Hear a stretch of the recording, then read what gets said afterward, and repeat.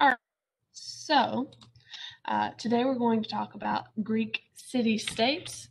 Um, we spoke yesterday about the Mycenaean civilization crumbling and then these early Greeks entering into a dark age around the 1200s BC. Unfortunately, the Greeks of the Dark Age left no written records for us. About 300 years after the Mycenaean civilization crumbles, the Greeks start to join together in smaller groups in order to protect themselves and to establish some stability. This is a pretty common practice. And obviously, the Greeks are separated. Many of these different groups are separated by mountains. So keep in mind that they sort of develop separate identities. There is no unified Greek nation at this time. So over time, each group sets up a city-state, which is a city that's its own government, its own sovereign entity. And we call these polis. The Greek term for city-state is polis. That's one of your vocab words, so make sure you're familiar with that. The creation of these city-states marks the beginning of Greece's classical period, and a lot of civilizations have a classical period. It's basically just this time marked by a lot of great achievements for that civilization, and the Greeks had one mostly triggered by the development of these city-states. City-states are usually built around a strong fortress that stands on top of a hill. We call this an acropolis. So keep that in mind. Be aware of what an acropolis is. It's sort of the center of a Greek city-state. Now, a lot of the people in these Greek city-states don't live within the city.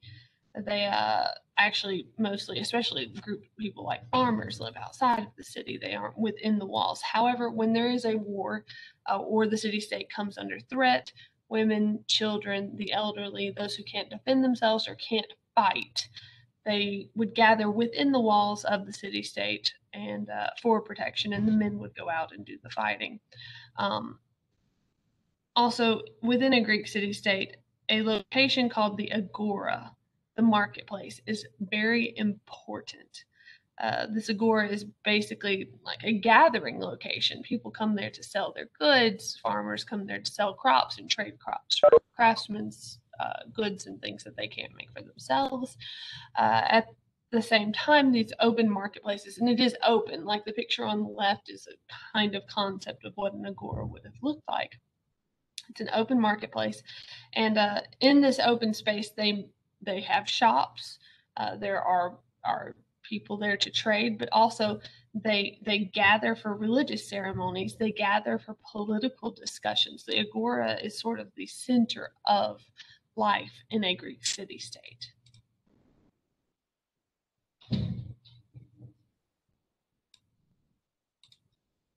All right, so Greek city-states become the foundation of Greek civilization. Now, people come to think of themselves more as residents of that city-state than as Greeks. Again, there's not a unified Greek state. It's a bunch of smaller city-states, which if you look at the picture to the right of the screen, you can sort of see the boundaries and separations and different territories owned by city-states. There are a lot of them, and that grows even larger as city-states start to build colonies in order to have someone to trade with, typically. People aren't as concerned with this constant fear of raiders swooping in because the city-states create much more stability for the people living in and around them. And when people feel safer, they have the option to start thinking about other things, art, literature, writing, history, music, expanding and building colonies. When you're not under a constant threat, you have more energy and time to spend on other sorts of things. And so they do. And the Greeks end up building colonies all around the Black Sea, all around the Mediterranean Sea. They spread out, they fan out. There are a lot of city-states across that region. Which brings us to one particular and very important city-state called Athens. This particular city-state is named for the goddess Athena, who was the goddess of war and wisdom. It is the place of the first democracy. the very first known democracy developed in the city of Athens, the city-state of Athens. Now, democracy means rule of the people. And in a pure democracy, people vote. Citizens, eligible citizens, vote on pretty much everything. They have an active role and hand in that government. So democracy literally translates into rule of the people. These motion sensor lights are driving me crazy. Hang on.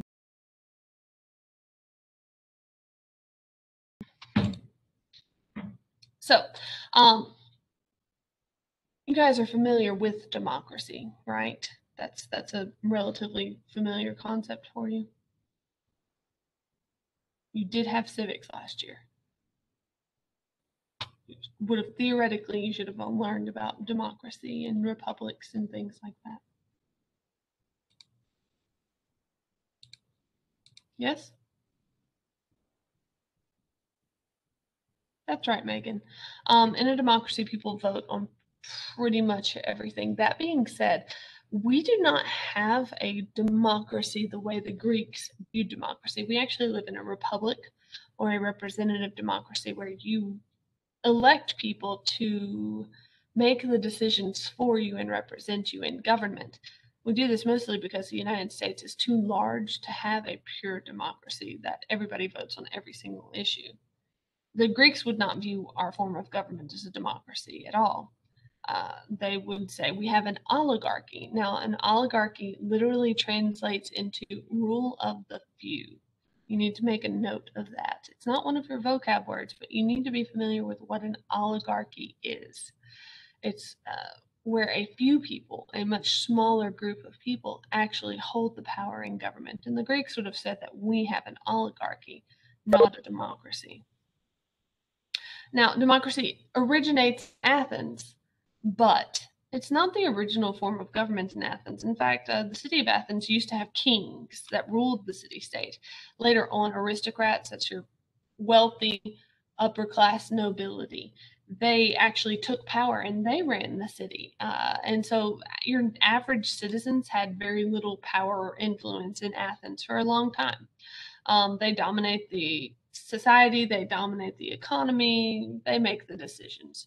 Now, common people are dissatisfied with this form of government. They don't have any voice. And they kind of get sick of doing that. In the 600s BC, a group of rebels actually decides to overthrow the aristocrats in Athens. They fail miserably. However, this causes some people to think that there needs to be a stricter government and stricter laws to rule over the commoners so that they don't try something like this again. And that brings us to a man named Draco. You've probably heard that term before, or you've heard that name before, at least if you've read Harry Potter at all, because Draco Malfoy. Well, he's aptly named because the original Draco in Athens was kind of a jerk. He comes up with a code of law, we call it the Draconian Constitution or Draco's Code, that is very harsh and very strict. And even to this day, if a government has very harsh or strict laws, or someone is very, very rigid and strict, you would refer to them as being draconian. Draco's laws are a little bit extreme. They make even minor offenses like loitering or stealing a cabbage punishable by death. So we call them draconian laws. They're not very nice. And as you might expect, and to the surprise of absolutely no one, people of Athens don't like Draco's code very much. So, in the 590s BC, another man comes along named Solon. He creates a set of laws that are a lot less harsh, and they give more rights to the non-aristocrats. So we actually start to see your commoners becoming a little more, I don't want to say free, but they start to have a little bit more influence over what goes on. Under Solon's law, all free men living in Athens become citizens. But that's not really enough for the people of Athens. They're not satisfied, which means in 546 BC, a nobleman named Pisistratus actually gets a lot of support from the people, and he overthrows the oligarchy. He overthrows the aristocrats that are controlling the city of Athens. Um, and he is referred to as a tyrant. You've probably heard that word. In the modern world, when someone is abusive of their power, they rule with an iron fist and they keep control of the government, and people don't speak out against them. We refer to them as a tyrant. And it comes from this strictly because in Greek history, a tyrant is someone who uses force to hold on to power. That being said, the Greek tyrants, especially the Athenian tyrants, aren't really bad rulers. We tend to think that the term tyrant would refer to a bad ruler. That's not really the case in ancient Greece. They don't use or view the term the same way. In fact, these Athenian tyrants, Pisistratus is actually a pretty good leader. Or at least the people like him. That's the main thing. The people like him and support him. And so he's able to keep power. He has a very large army, and he is able to maintain stability and keep control of Athens for quite some time. And then his son takes over when he finally dies.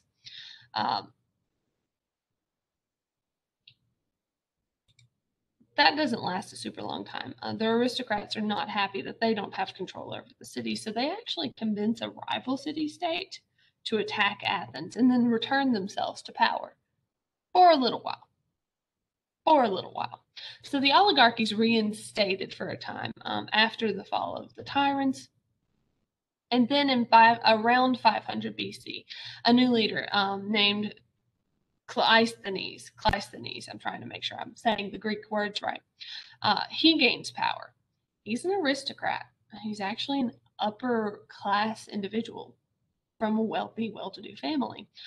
But when he gains power, he does something unusual and what you wouldn't really expect. He doesn't want the oligarchy to continue to control the city, and he doesn't make himself a tyrant. He actually develops the first established democracy and gives the people the right to vote. They develop this form of democracy in which people have the right to vote. Under Cleisthenes, all citizens have the right to participate in the assembly and create laws. So they actually meet outdoors on a hill. They give speeches on political issues. Everybody has a right to say what they believe. Now, keep in mind, citizens in Athens were men. Women aren't citizens. Foreigners aren't citizens. Or people who came from different city-states to work there or anything like that.